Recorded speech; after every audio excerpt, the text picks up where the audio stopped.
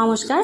গতকাল আমি দিদিবাড়িতে এসেছি, আর কী জন্য এসেছি আপনারা এত সময় বুঝতে পেরেছেন। মানে অনেকগুলো ভিডিও আপডেট দিয়েছি, তো তবুও বলে দিই, দিদির ছেলের জন্মদিন, 10 বছরের জন্মদিন। তো অ্যারেঞ্জমেন্টটা দেখুন, খুব সুন্দর অ্যারেঞ্জমেন্ট করছে জামাইবাবু। অনেক লোকজন আসবে, রাত্রে হবে অনুষ্ঠানটা, দুপুরবেলা আশীর্বাদ পর্বটা সারা হবে, মানে জন্মদিনের ওর ভাত অন্ন ভাতটা দেওয়া।